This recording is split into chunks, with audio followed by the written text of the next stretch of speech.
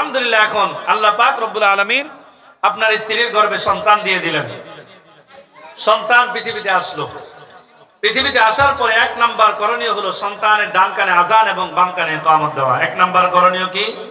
ডান কানে আজান দেওয়া। এক নাম্বার করণীয় কি বলেন? হ্যাঁ, সকলেই বলেন। এক নাম্বার করণীয় কি? শোনার জন্য আসছেন না নেওয়ার জন্য আসছেন? হ্যাঁ। عن عبيد الله بن رافع رضي الله تعالى عنهما قال عبيد الله بن رافع رضي الله تعالى عنه বলেন رأيت رسول الله صلى الله عليه وسلم আল্লাহ পাক রব্বুল আলামিন আল্লাহর নবীর মাধ্যমে জানায় দেন উবাইদুল্লাহ ইবনে রাফি রাদিয়াল্লাহু তাআলা আনহু قال উবাইদুল্লাহ ইবনে রাফি বলেন رأيت رسول الله صلى الله عليه وسلم أذن في أذن الحسن بن علي رضي الله تعالى عنهما حين ولدته فاطمة بالصلاة আল্লাহর নবী সাল্লাল্লাহু আলাইহি ওয়াসাল্লামের কলিজার টুকরা ফাতেমা রাদিয়াল্লাহু তাআলা আনহা উনার গর্ভ থেকে যখন হাসানকে ভূমিষ্ঠ করে দেয়, উবাইদুল্লাহ ইবনে রাফি বলে আমি আমার নিজের স্বচক্ষে দেখলাম আল্লাহর নবী হাসানকে কোলে তুলে নিয়ে ডান কানে আযান দিয়ে দেয়। এই হাদিসের মাধ্যমে বোঝা যায় সন্তান দুনিয়াতে আসার পরে সর্বপ্রথম করণীয় হলো তার কানে আযান দেওয়া। আল্লাহর নবী বলেন সন্তান যখন পৃথিবীতে আসলো তুমি ডান কানে আযান দিয়ে দাও, বাম কানে তুমি ইকামত দিয়ে দাও। বলে কেন? মুহাদ্দিসিন কেরামগণ বলেন আযান দেওয়ার কারণ দুইটা কারণ। কয়টা কারণ? এক নাম্বার, সন্তানের ডান কানে যখন আপনি আযান দিলেন আযানের মাধ্যমে বাক্য আছে 12টা।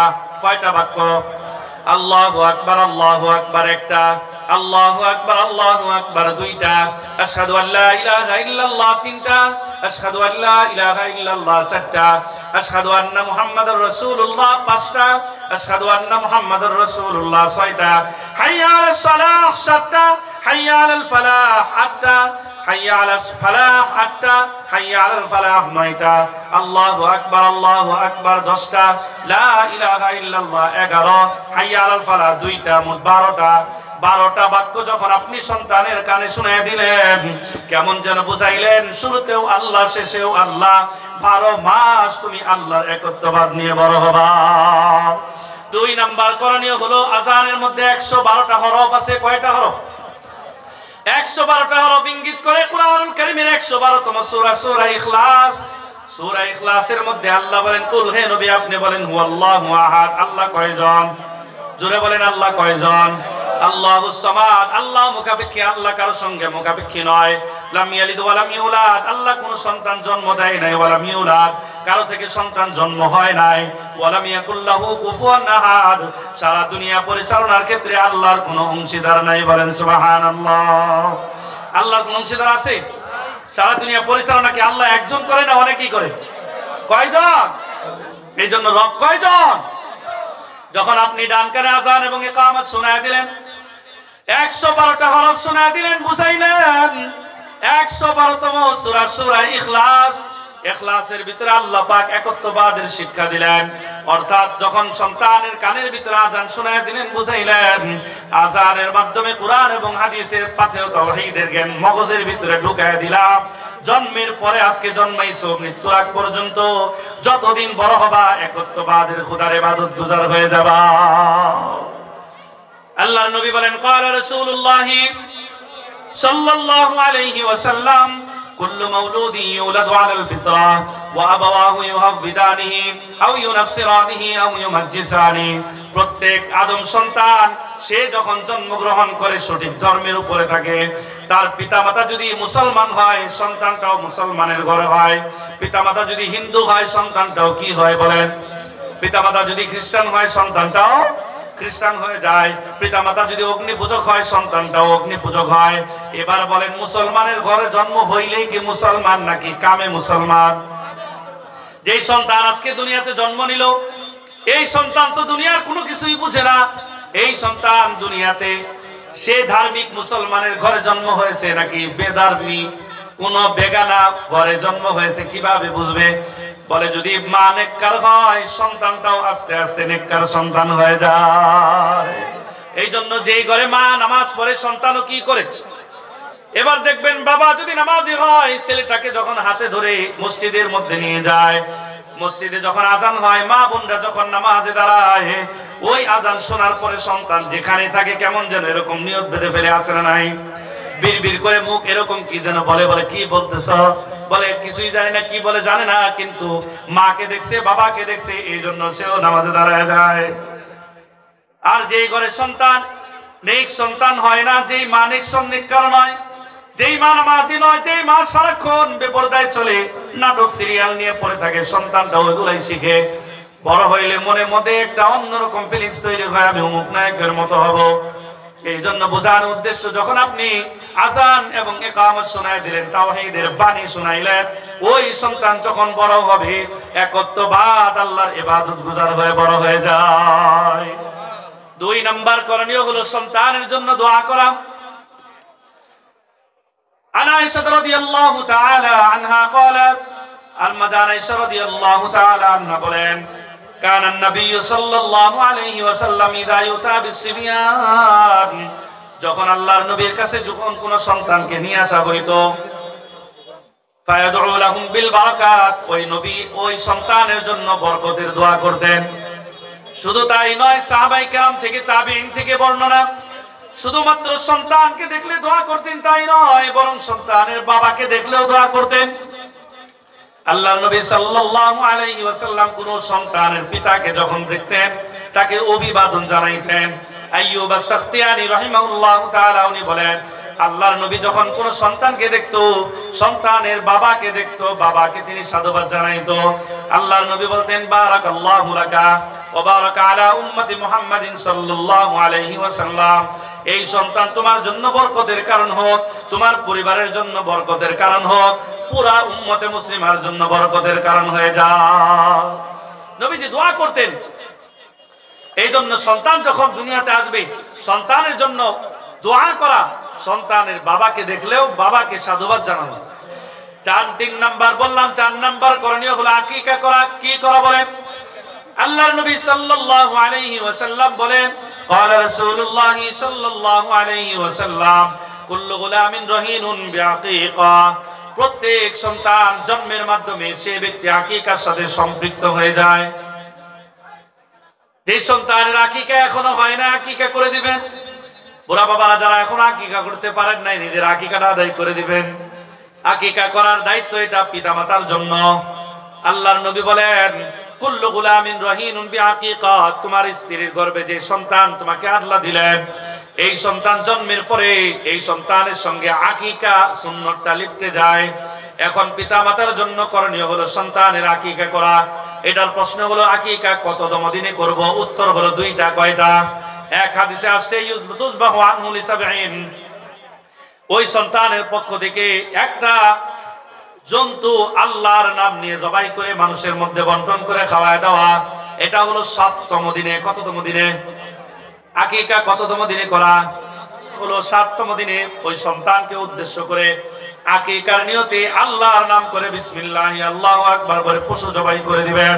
প্রশ্ন বলেছিলাম কততম দিনে আকিকা করব, এটার উত্তর হলো 7তম দিনে। আরেক হাদিসের মধ্যে আল্লাহর নবী বলেন, ক্বালা রাসূলুল্লাহ সাল্লাল্লাহু আলাইহি ওয়াসাল্লাম, আল আকিকাতু লি7, আকিকা হলো 7তম দিনে। বলেন কততম দিনে? আউলি 14 ইয়াওমান, অথবা 14তম দিনে। কততম দিনে? আউলি 21 ইয়াওমান, অথবা 21তম দিনে। কয় দিন হলো মোট? বলেন বলেন কয় দিন? হয় 7তম দিনে, না হয় 14তম দিনে, আর না হয় 21তম দিনে। মানে যদি আপনি 7তম দিনে করতে পারেন আলহামদুলিল্লাহ, সমর্থ না থাকলে 14তম দিনে করবেন, সমর্থ না থাকলে 21তম দিনে করবেন। তাও যদি না পারেন তাহলে জীবনে একবার আদায় করে দেবেন, আলহামদুলিল্লাহ আদায় হয়ে যাবে। তবে উত্তম হলো 7তম দিনে করা। কততম দিনে করা? বুঝে আসছে সকলে? 5 নাম্বার করণীয় হলো সুন্দর নাম রাখা। 5 নাম্বার করণীয় কি? আল্লাহর নবী সাল্লাল্লাহু আলাইহি ওয়াসাল্লামকে আব্দুল্লাহ ইবনে আব্বাস রাদিয়াল্লাহু তাআলা আনহু জিজ্ঞাসা করলেন, আন ইবনে আব্বাস রাদিয়াল্লাহু তাআলা আনহু قال سألت رسول الله صلى الله عليه وسلم, আমরা আল্লাহর নবীকে জিজ্ঞাসা করলাম, قد علمنا حق الوالد فما حق الولد يا رسول الله, ইয়া রাসূলুল্লাহ, আমরা আমাদের পিতামাতার হক সম্পর্কে জানি, সন্তানের হক কি? আল্লাহর নবী বলেন, আইয়ুহসিনা ইসমুহু ওয়া ইউহসিনা আদাবুহু, তোমার সন্তানের সুন্দর একটা নাম রাখবা, এটা হলো তোমার উপরে দায়িত্ব। উল্টাপাল্টা নাম রাখার কোনো সুযোগ নাই। এমন নাম রাখে, নামটা পুরুষের না মহিলার বোঝার কোনো সুযোগ নাই, আছে না নাই? আবার এমন নাম রাখে, নামটা মানুষের না কুকুরের বোঝার সুযোগ নাই। কুকুরের নাম যেটা, মানুষের নাম ওইটা। আবার মুসলমানের ঘরে সন্তান নাম রাখছে বিধর্মী খ্রিস্টান নামের সাথে মিলে, আছে না নাই?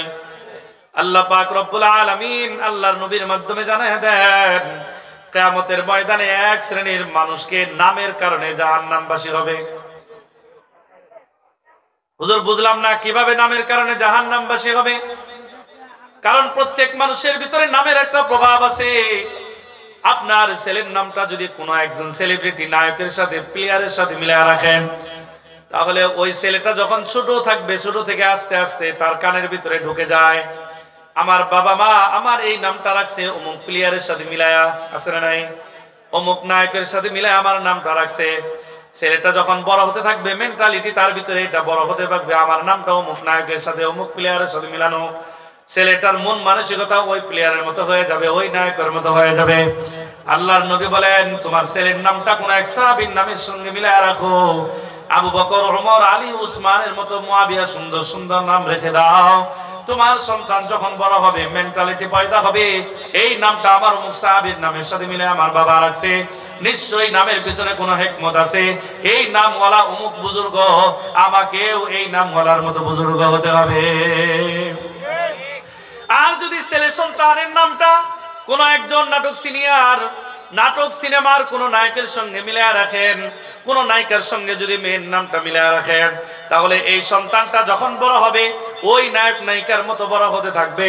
মেন্টালিটি এমন হয়ে যাবে, আমার মন মানসিকতা এমন হবে, অমুক নায়কের মতো আমাকে হতে হবে, অমুক নায়িকার মতো হতে হবে। এইগুলা আস্তে আস্তে নাস্তিকের পর্যায়ে চলে যায়, আর এইগুলাই বাবা মার জন্য জাহান্নামে যাওয়ার কারণ হয়ে যায়। বলেন ঠিক কিনা? আল্লাহ পাক রব্বুল আলামিন বলেন, রব্বানা আতিহিম দিফাইনি মিনাল আযাব ওয়ালআনহুম লানান কাবীরা। কিয়ামতের ময়দানে এক শ্রেণীর মানুষ আল্লাহর কাছে মামলা দায়ের করবে, আল্লাহ অমুক ব্যক্তিকে আমার সঙ্গে জাহান্নামে পাঠাও, অমুক বাবাকে আমার সঙ্গে জাহান্নামে পাঠাও। বলে কেন জাহান্নামে পাঠাবো? বলে আমি যখন দুনিয়াতে ছিলাম আমার এই রকম একটা নাম রাখছিল, এই নামের কারণে ওর সঙ্গে মিলে আমি ওর মতো করে জীবন স্টাইল পরিবর্তন করেছি। আজকে ওই নামের কারণে, ওই ব্যক্তির সঙ্গে মিলেমিশে একাকার হওয়ার কারণে আজকে আমি জাহান্নামের অধিবাসী। আমি মনে করি আমার এই জাহান্নামে যাওয়ার পিছনে কারণ হলো ওই ব্যক্তিগুলো যারা আমার নাম রেখেছিল। আল্লাহ পাক বলেন এখন কি করব? আল্লাহ বলেন আতিহিম দিফাইনি মিনাল আযাব। ওই সন্তান আমার কাছে মামলা করবে, এই ব্যক্তিদেরকে দ্বিগুণ পরিমাণ আযাব দেন, এই ব্যক্তিদেরকে আমার পক্ষ থেকে দ্বিগুণ পরিমাণ শাস্তি দেন। শুধু তাই নয়, আপনার পক্ষ থেকে এদের উপরে ভীষণ পরিমাণ অভিশাপ নাজিল করেন। বলেন নাউযুবিল্লাহ। এই সন্তান আপনার আমার বিরুদ্ধে মামলা দায়ের করবে। এই জন্য সুন্দর নাম রাখার দরকার আছে না নাই? সুন্দর একটা ইসলামিক নাম রেখে দেন, ব্যাকডেটে সেকালের নাম এই ধরনের মন মানসিকতা যেন না হয়। ছেলে হয়েছে বলে নামটা রাখো, বলে কি নাম রাখবো? বলে আলী রেখে দেবো, আগেকালের নাম। সালমা রাখো, বলে আগেকালের নাম। সুফিয়ান রাখো, বলে আগেকালের নাম। সুন্দর সুন্দর নাম আছে, বলে এটা আগেকালের নাম, নতুন মডার্ন নাম রাখো। যে আদিকালের নাম সাহাবাওয়ালা নাম, যে সাহাবীর নাম নিয়ে আপনি ব্যঙ্গ করলেন, কেমন যেন সাহাবীকে নিয়ে তো ব্যঙ্গ করলেন। কি আছে না নাই? সাহাবীকে নিয়ে আপনি ব্যঙ্গ করলেন, আপনার ঈমান আমল কতটুকু মজবুত হবে এবার চিন্তা করে দেখেন। এই জন্য সুন্দর একটা নাম রাখা এটা হলো বাবা মার জন্য দায়িত্ব। এরপরে আল্লাহর নবীর হাদিসের পরের অংশে বলেন, ওয়ায়ুসিনা আদাবুহু, সন্তানকে উত্তম আচরণ শিক্ষা দাও। সন্তান যখন বড় হতে থাকে, সন্তান অমুক পাড়ার অমুকের গাছের থেকে একটা আম ছিঁড়ে নিয়ে আসছে, অথবা পাড়ার বাহিরের আরেক ওই যে পাড়া প্রতিবেশী একটা গাছ থেকে বড়ই পারতেছে, আপনার সন্তান অনেকগুলো বড়ই হাতে করে নিয়ে আসছে। এখন তো বড়ইয়ের সময় না, বড়ই হাতে করে নিয়ে আসছে। আসার পরে বললেন কি ব্যাপার, বড়ই কোত্থেকে আনলা? সন্তান বলতেছে ওখান থেকে আনছি। এখন আপনি বললেন ভালোই হয়েছে, দে আমি কয়টা খাই, তুইও কয়টা খা। আছে না নাই? এবার বলেন এই সন্তান বড় হইলে কি হবে? চোর হবে, চোর। মিয়া কথা বলেন না কেন, কি হবে? সন্তানকে আপনি স্কুলে পাঠাইছেন, একটা স্কেল নিয়ে আসছে, একটা পেন্সিল নিয়ে আসছে, একটা বই নিয়ে আসছে, বলে কোত্থেকে আনলা? বলে ওখানে আমি পাইছি, ব্রেঞ্চির উপরে আসছিল এই জন্য নিয়ে আসছি। কান্নাকার পরে আসছিল। আপনি বললেন ভালোই হয়েছে, তোর এমনি পেন্সিলের দরকার হয়, কয়দিন পর পর তুই হারায় আলাস, মনে এটা তোর দেখ। এরকম আছে না কিছু মানুষ, তুই মাঝে মধ্যে হারায় ফেলাস, এটা মনে হয় তোরটাই। বলে হারায় নাই, এটা তো আমারটা না। বলে সমস্যা নাই, ওই তোরটা হারাইছে আরেকজন নিছে, তুই আরেকজনের নিছিস, এরকম আছে না নাই? এই ধরনের যদি আপনি উত্তম ভদ্রতা শিক্ষা দিলেন, এই ছেলেটা বড় হইলে অবশ্যই অবশ্যই চোর হবে, আর কিছু নয়। এই জন্য আল্লাহ নবী বলেন উত্তম আচরণ শিক্ষা দাও। কিভাবে উত্তম আচরণ শিখাইবা? বলে যেখান থেকে জিনিসটা নিয়ে আসছিস ওখানে রেখে আয়। ওই যে ওখান থেকে আম নিয়ে আসছিস, যা আম ওখানে রেখে আয়। পেন্সিল নিয়ে আসছে, তোকে আমি একটা পেন্সিল কিনে দিচ্ছি, ওটা হারায় গেছে, আর একটা কিনে দেবো, এটা রেখে আয়। এটা তোর নয়, যেটা নিজের নয় এটা ধরার কোনো অধিকার তোর নাই। আপনি সন্তানকে এখন থেকে শাসন করেন, উত্তম আচরণ শিক্ষা দেন। এই সন্তান বড় হলে জীবনেও মানুষের দিকে চোখ তুলে তাকাবে না, কারো কাছে ডাব চুরি করবে না। যুবক ভাইরাস দাদার কাছে এসে, দাদা তোমার কাছে একটা ডাব দাও। হ্যাঁ আমার ছেলে খাবে, আমার মেয়েরা আসতেছে ঢাকা থেকে, আমার ছেলেরা আসতেছে ঢাকা থেকে, ওরা খাবে। ভালো কথা, এটা তো বলতেই পারে তার কাজ। রাতের বেলা গেছে, সকালবেলা দেখে পুরো ডাবের কাঁদিয়ে নেই, আছে না নাই? যুবককে বললাম কি ব্যাপার, তুমি এগুলো চুরি করলা? বলে যে চাইছিলাম, ভালো করে দিলি তো, দিল না, কে লিখে লইছি, ভালো করে চাইছিলাম দিল না কে, এই জন্য কি করছি, রাতের বেলা চুরি করে নিয়ে আসছি। এটা ভালো কাজ করছে না? ভালো কাজ করছে নাকি? আহা, ছেলেটাকে তো আপনি কি আদব শিখাইলেন, ছেলেটাকে আপনি কি মানুষ হিসাবে গড়ে তুললেন। এই জন্য আল্লাহর নবী বলেন আইয়ুহসিনা ইসমুহু ওয়া ইউহসিনা আদাবুহু। সন্তান যখন ছোট থাকে তখন বুকে নিয়ে আপনি সাহাবীদের ঘটনা শোনান, এমন সুন্দর ঘটনা শোনান। আপনি বলেন নবীজির একটা সুন্দর গোলাম ছিল আনাস। নবীজি আনাসকে এত ভালোবাসতেন, আনাসকে বললেন আনাস যাও ওখান থেকে এই জিনিসটা নিয়ে আসো। আনাস রাদিয়াল্লাহু তাআলা ওখানে যাওয়ার মধ্যে দেখলেন পোলাপানে খেলা করতেছে। ওখানে গিয়ে দাঁড়ায় থাকলেন, ছোট মানুষ, ছোট ছোট বাচ্চারা খেলা করতেছে, তাকায় দেখতেছেন, ভুলে গেছেন ছোট মানুষ। নবীজি কিছুক্ষণ পরে করলেন কি ব্যাপার, আনাস কোথায়? নবীজি আবার ফিরে আসলেন, এসে দেখলেন আনাস দাঁড়ায় দাঁড়ায় খেলা দেখতেছে, পিছনে দাঁড়ায় গেছে। নবীজি হাসতেছেন, পিছন দিয়ে ডাক দিয়ে বলেন আনাস। আনাসটা পিছনে তাকায় দেখে আল্লাহর নবী দাঁড়ানো। এবার আল্লাহর নবী সাল্লাল্লাহু আলাইহি ওয়াসাল্লামকে দেখে তিনি কেমন একটু ঘাবড়ে গেলেন। নবীজি বললেন ঘাবড়ায়ো না, আমি তো ভয় পাইছিলাম, না জানি তুমি হারায় গেছো, কিন্তু তুমি তো হারাও নাই, তুমি তো এখানেই আছো। তুমি কি আরো কিছুক্ষণ খেলা দেখবা নাকি এখানে আমার সঙ্গে যাইবা? আল্লাহর নবী সাল্লাল্লাহু আলাইহি ওয়াসাল্লাম এত উত্তম আচরণ শিখাইলেন। আনাস বলেন আমি 10 বছর নবীজির খেদমত করেছি, নবীজি কোনোদিন বলে নাই এই কাজটা কেন করেছো আর এটা কেন করো নাই। উত্তম আচরণ আপনার সন্তানকে শিখান, কোনো ধরপাকড় নয়, অন্যের জিনিস ধরার কোনো সুযোগ নাই, দোকান থেকে কোনো জিনিস বিনা টাকায় নিয়ে আসার কোনো সুযোগ নাই, কারোর সঙ্গে বেয়াদবি করার সুযোগ নাই। সন্তানকে আপনি স্কুলে দিয়েছেন, স্কুলের হেডমাস্টার হয়তো কোনো কারণে 2টা বাড়ি দিছে, আপনি গিয়ে বললেন আমার সন্তান, আপনি মারার কে? আছে না নাই? এই যে প্রতিষ্ঠানে দিয়েছেন সন্তানকে শাসন করার উদ্দেশ্যে, হয়তোবা শিক্ষকরা 2-1টা পিটনি দেয়, আপনি মনে করতেছেন আপনার সন্তানের সঙ্গে শিক্ষকের শত্রুতা, মেরে আমার সন্তানকে শেষ করে দিছে। আপনার সন্তানের প্রত্যেকটা বেতের বাড়ি, এটা আপনার সন্তানের জন্য কোনো কষ্টের কারণ নয়, বরং আগামী প্রজন্মের মানুষত্ব হওয়ার একটা নিদর্শন।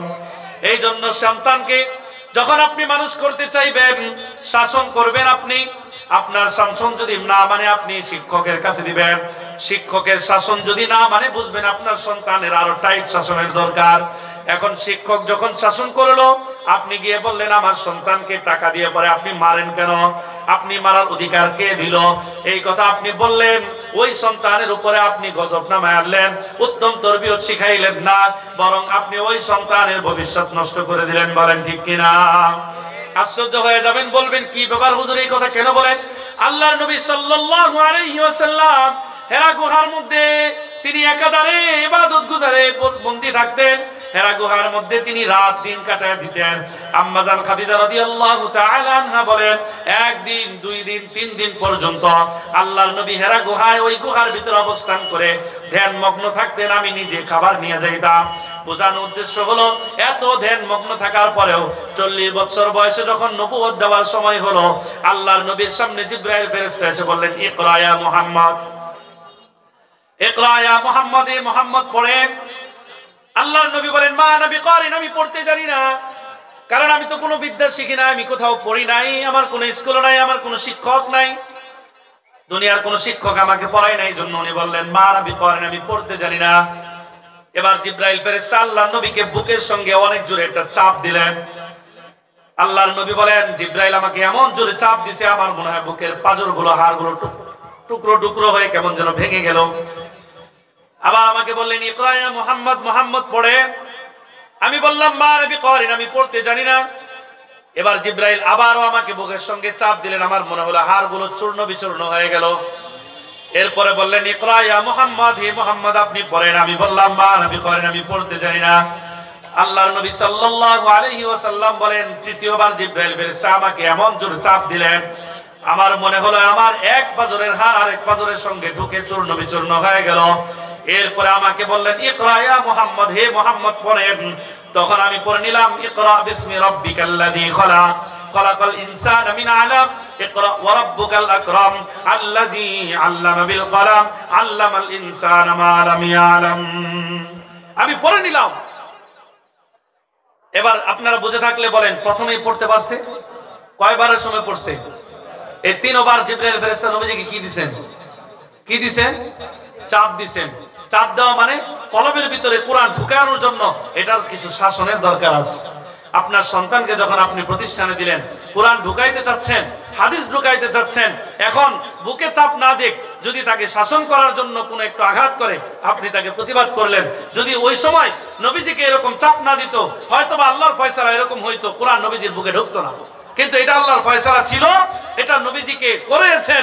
উম্মতকে কেমন যেন বুঝাইলেন, কিয়ামত পর্যন্ত যদি কোরআন শিখতে চাও, মেহনত, কুরবানি, উস্তাদের শাসন, উস্তাদের আদব, এগুলো সব সহ্য করে এরপরে কোরআন শিখতে হবে। যারা মাদ্রাসার পক্ষে বিপক্ষে কথা বলে, মাদ্রাসার উস্তাদদের, শিক্ষকদেরকে প্রহারের বিরুদ্ধে কথা বলে, তারা নিজেদের পায়ে কোরআন মারে, সন্তানের ভবিষ্যৎ নষ্ট করে, আর কিছু নয়। এজন্য সন্তানের পক্ষে যদি আপনি কথা বলেন, সন্তানকে যদি আপনি সুসন্তান হিসেবে গড়ে তুলতে চান, অবশ্যই শিক্ষককে আপনি দিয়ে দিবেন। আপনি মনে করবেন আপনার সন্তানটা গাধা, সন্তানটা অমানুষ, এটাকে আমি মানুষ করার জন্য শিক্ষকের কাছে দিয়েছি। আপনার শিক্ষকের সঙ্গে, ওই আপনার ছাত্রের ছেলের সঙ্গে শিক্ষকের কোনো শত্রুতা নয়, বরং শত্রুতা এটাই যে সে পড়া পারে নাই, এই জন্য তাকে শাসন করেছে। আপনি যদি গিয়ে বলেন, শাসন কেন করলেন, কেন মারলেন, তখন আপনি ওই উস্তাদের কিছুই করলেন না, আপনি নিজেরও কিছু করলেন না, বরং আপনার সন্তানের ভবিষ্যৎ আপনি নষ্ট করলেন। এই জন্য আব্দুল্লাহ ইবনে আব্বাস বলেন, আমরা যখন নবীজিকে জিজ্ঞেস করলাম, ইয়া রাসূলুল্লাহ, আমার সন্তানকে আমি কিভাবে গড়ে তুলবো? আল্লাহর নবী বলেন, আইয়ুহসিনা ইসমুহু, সুন্দর একটা নাম রাখবা, ওয়া ইয়ুহসিনা আদাবুহু, উত্তম তরবিয়ত শিক্ষা দিবা। উত্তম তরবিয়ত শিক্ষা দেবা। উত্তম তরবিয়তের মধ্যে প্রধান তরবিয়ত হলো তাকে সুন্দরভাবে মানুষ হিসাবে গড়ে তুলবা। সাহাবাওয়ালা কিচ্ছা কাহিনী শোনাবা, বিভিন্ন ডরিমনের হাট্টি মাটির টিমের কিচ্ছা নয়, আল্লাহর ওলিদের ঘটনা শোনাও, বড় বড় সাহাবায়ে কেরামের ঘটনা শোনাও, বড় বড় বুজুর্গানে দ্বীনের ঘটনা শোনাও, আব্দুল কাদের জিলানী রাহিমাহুল্লাহ তাআলা ওনার ঘটনা শোনাও, আব্দুল কাদের জিলানীর ঘটনা শোনাও, বড় বড় আল্লাহর ওলির ঘটনা শোনান। রাতের বেলা শুয়ে আছেন, সন্তানকে উত্তম নৈতিকতা শিখান। আল্লাহর নবী বলেন, ঈমানি তরবিয়ত শিক্ষা দেন। ঈমানি তরবিয়তের মধ্যে উত্তম তরবিয়ত হলো নামাজ শিক্ষা দেন। কিসের তরবিয়ত বলেন? ক্বালা রাসূলুল্লাহ সাল্লাল্লাহু আলাইহি ওয়াসাল্লাম, মুরু আওলাদাকুম বিস-সালাত ওয়া হুম আবনাউ 7 সিনিন। তোমার সন্তানদেরকে নামাজের আদেশ করো যখন তাদের বয়স 7 বছর হয়। কততম বছরে? জোরে বলেন, কয়তম বছর? ওয়াজরিবুহুম আলাইহা ওয়া হুম আবনাউ 10 সিনিন। আর তাদেরকে তোমরা নামাজের জন্য প্রহার করো যখন তার বয়স 10 বছর হয়। হাদিসের মাধ্যমে বোঝা যায়, সন্তান যদি 7 বছর বয়স হয় তাকে নামাজের আদেশ করা, আর সন্তান যদি 10 বছর বয়স হয় তাহলে তাকে নামাজের জন্য প্রহার করা। এক শ্রেণীর মানুষ আছে, এই সন্তান যখন এই শীতের বেলা ঘুমায়, মা বাবা ওই সন্তানকে ডাকে না, বলে কেন এত ডাকতেছো, সন্তানের ঠান্ডা লেগে যাবে। সন্তানের বয়স 12 বছর, 13 বছর, 15 বছর হয়ে গেছে, বাবা মা ডেকে তুলে না, আছে না নাই? গ্রামে হয়তো নাই, কিন্তু টাউনে এরকম বহুত আছে, শহর কেন্দ্রিক আছে। আপনাদের এখানে আছে নাকি? বাবা মা ডেকে তুলে না, বলে সন্তানের ঠান্ডা লাগবে, পৈল হয়ে যান, এই সন্তান আপনাকে জাহান্নামে নিয়ে যাবে। কারণ আল্লাহ পাক কোরআনে বলেন, ওয়াকালাল্লাযীনা কাফারু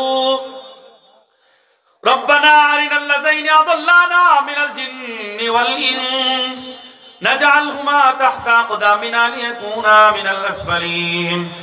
এক শ্রেণীর মানুষ যখন জাহান্নামের অধিবাসী হবে, তখন তারা বলবে, দুনিয়াতে আমাদেরকে দিন শিখায় নাই, আমাদেরকে তোমার হুকুম মানতে বাধ্য করে নাই, তোমার হুকুম মানার জন্য আমাদেরকে বলে নাই। এই শ্রেণীর মানুষ তখন তার গার্জিয়ানদের বিরুদ্ধে আল্লাহর কাছে অভিযোগ করবে, বলবে, নাজআলহুমা তাহতা আকদামিনা, এদেরকে আমাদের কাছে এনে দিন, আমরা তো জাহান্নামে যাবই যাব, এদেরকে আমাদের পায়ের নিচে রেখে আমরা জাহান্নামে যাব। বলেন নাউযুবিল্লাহ। নাজআলহুমা তাহতা আকদামিনা লিয়াকুনা মিনাল আসফালিন, আমাদেরকে এরা দুনিয়ায় থাকতে শাসন করলে আমরা হয়তো আজকে বেঈমান হতে পারতাম, হইতাম না, আমরা হয়তো আজকে ঈমানদার হতে পারতাম।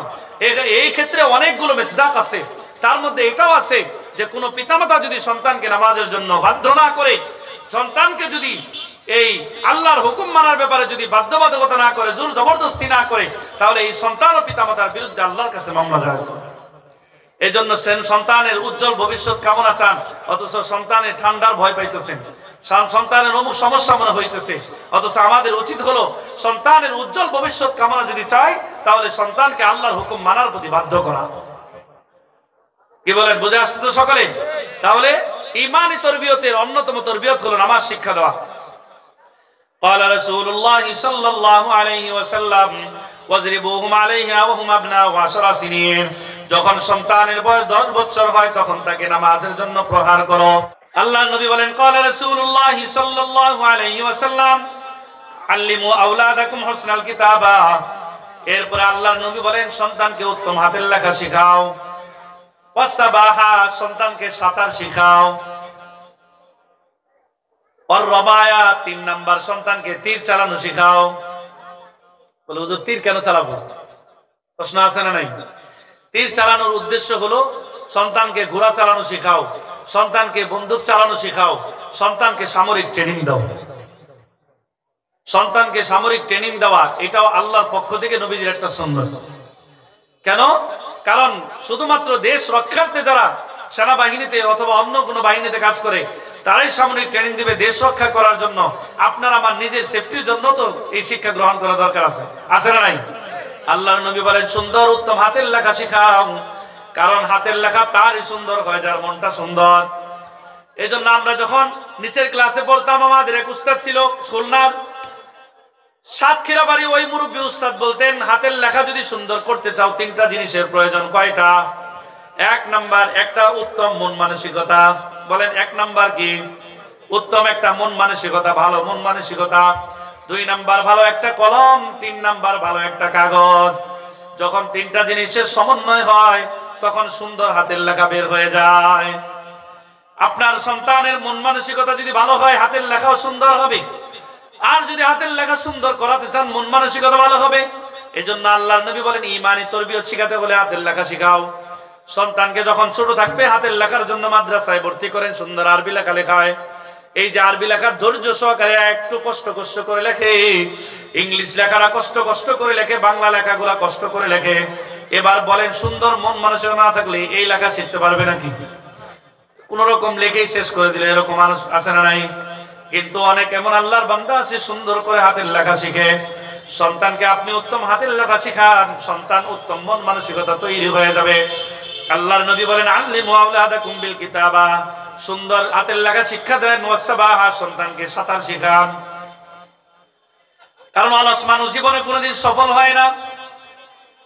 পানির মধ্যে সন্তান জানে, যদি আমি সাঁতার না জানি তাহলে আমি ডুবে মারা যাব। এরপরে সন্তানটা সেখানে কষ্ট মেহনত করে সাঁতার শিখে। এই সাঁতার আপনি সন্তানকে শিখাইলেন, কেমন যেন বুঝাইলেন, দুনিয়ার জীবনে যত বিপদ আপদ বালা মুসিবত আসবে, সমস্ত বালা মুসিবত এই সাঁতরে তুমি উতরে যাইবা। কষ্ট করে যেরকম জীবন মরণকে বাজি রেখে যখন সাঁতার শিখলা, নিজের জীবনকে যেরকম বাঁচাইলা, জীবনের সমস্ত বিপদ আপদ থেকে সাঁতার যেরকম কষ্ট করে শিখলা, মনটা এরকম তৈরি করে নাও, বিপদ থেকে নিজেকে বাঁচায় রাখতে পারবা। ইসলাম কত সুন্দর করে শিখাইলেন। এরপরে আল্লাহর নবী বলেন ওয়ার রামায়া, সুন্দর হাতের লেখা, সুন্দর সাঁতার। এরপরে বলেন তীর নিক্ষেপ করা শিখাও, ধনুক চালানো শিখাও, বন্দুক চালানো শিখাও, নিজের সন্তানকে ট্রেনিং দেওয়া শিখাও, নিজের সন্তানকে কারাতে শিখাও, নিজের সন্তানকে সব ধরনের নিজের নিজেকে সেভ করার জন্য সকল শিক্ষা দিয়ে দাও। এটা ঈমানি তরবিয়ত। এই জন্য সুন্দর উত্তম তরবিয়ত দেওয়া। 6 নম্বর 7 নম্বর সন্তানকে কোরআন শিক্ষা দেন। 7 নম্বর সন্তানকে কি শিক্ষা দেওয়া বলেন? কোরআন শিক্ষা দেওয়া।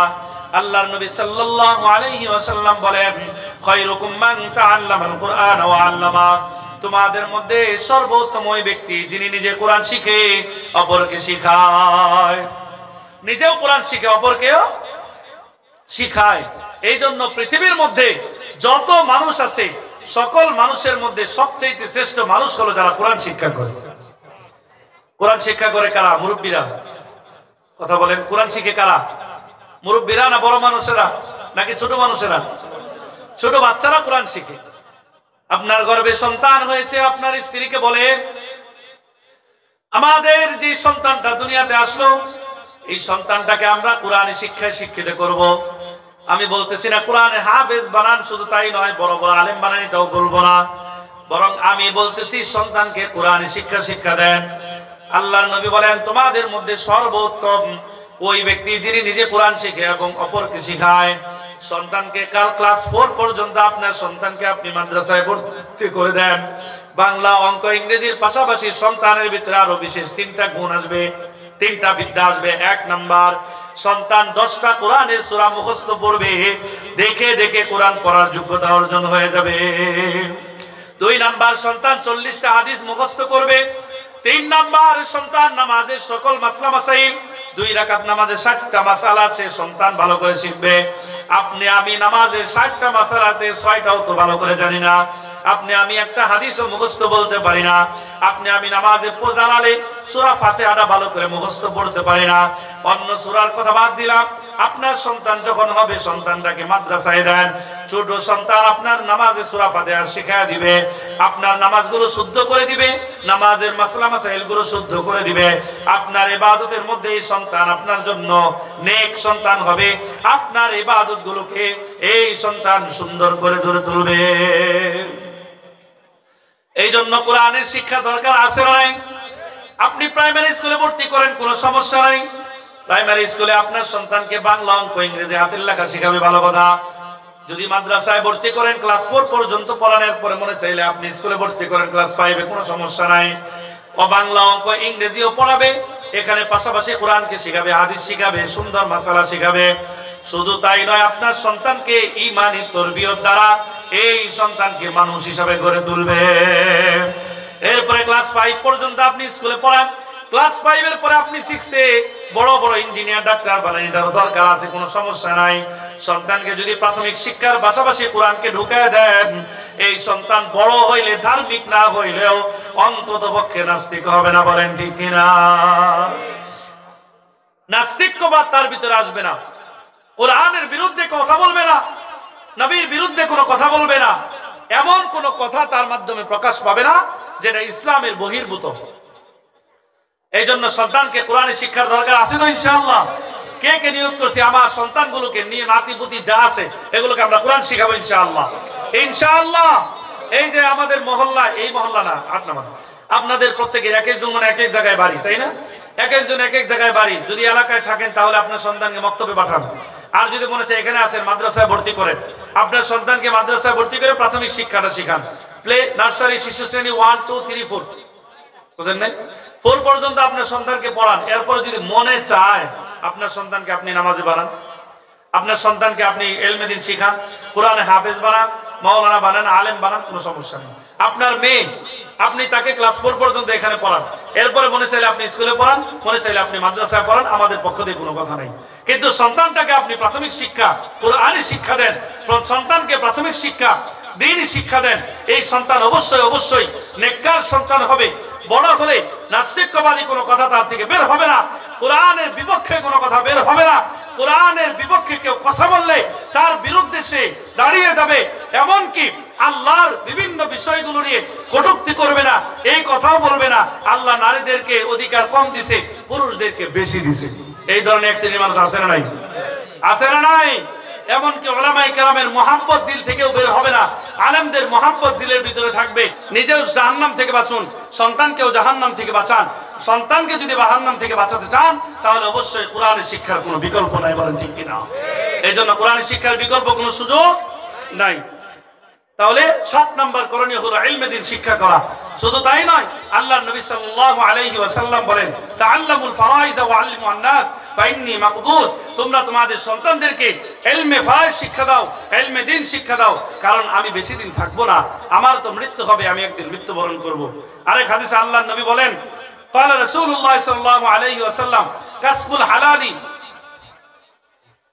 তালাবুল ইলমি ফরিদাতুন আলা কুল্লি মুসলিম ওয়া মুসলিমা, প্রত্যেক নর-নারীর উপর ইলমে দ্বীন শিক্ষা করা ফরজ। যতটুকু জীবন ধারণের জন্য, জীবিকা নির্বাহের জন্য, জীবনে ইবাদত করার জন্য যতটুকু দরকার, যতটুকু প্রয়োজন, ততটুকু ইলমে দ্বীন শিক্ষা করা ফরজ। বুঝা আসছে সকলে? এরপরে সর্বশেষ করণীয় হলো, সন্তান যখন বড় হবে তখন আপনি বাবা মুরব্বী হয়ে গেছেন, আপনার সন্তানকে আপনি সম্পদ দিতে মনে চাইতেছে, আপনার সন্তানকে আপনি সম্পদ দিবেন মনে চাইতেছে। একটা হলো আপনি মারা যাওয়ার পরে সন্তানরা সম্পত্তি পাবে, এটা হলো ওয়ারিস, উত্তরাধিকারী। আর আপনি বেঁচে থাকতে সন্তানকে যদি আপনি সম্পদ দিতে চান তাহলে ছেলে এবং মেয়ে উভয়কে সমান সমান হারে সম্পদ দিবেন। হ্যাঁ, বোঝা আসছে কথা?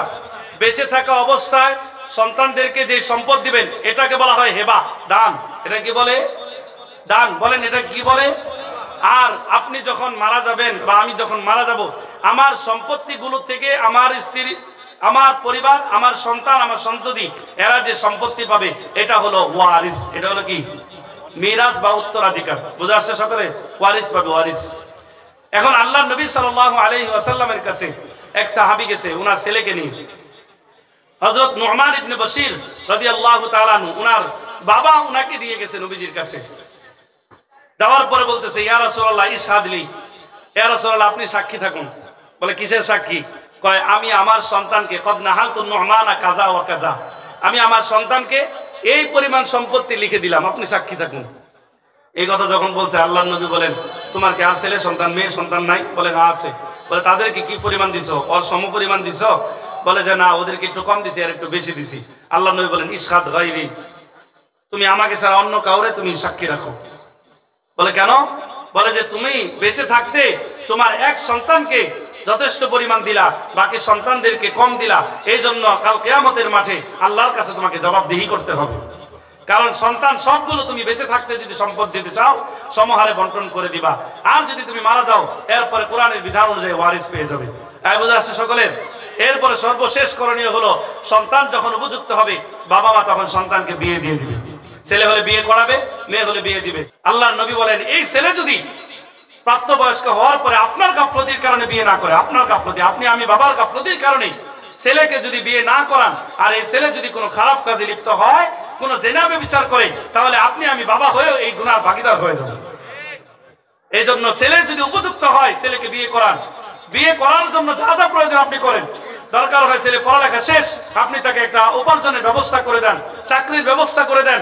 আর যদি না পারেন তাহলে ছেলেকে ব্যবসা বাণিজ্যের জন্য ব্যবস্থা করে দেন, যে কোনো পদ্ধতি করে তাকে বিয়ে করায় দেন, তাকে কর্ম ব্যবস্থা করে দেন।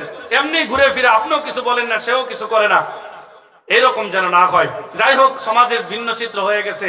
যেটা বলতেছিলাম সর্বশেষ কথা, সন্তানকে যদি নেক সন্তান গড়ে তুলতে হয় তাহলে জন্মের পর 8টা করণীয়, জন্মের পূর্বে 3টা করণীয়, এই মোট 11টা করণীয় সম্পর্কে আলোচনা করলাম। শুরুতে মৌলিক ভূমিকা ছিল নিজেও জাহান্নামের আগুন থেকে বাঁচুন, সন্তানকেও জাহান্নামের আগুন থেকে বাঁচান, পরিবারকেও বাঁচান। আল্লাহ পাক রব্বুল আলামিন আমাদেরকে এই পদ্ধতিগুলো অবলম্বন করার মাধ্যমে নিজে এবং পরিবারকে জাহান্নামের আগুন থেকে বেঁচে আবারও জান্নাতবাসী হওয়ার তৌফিক দান করো।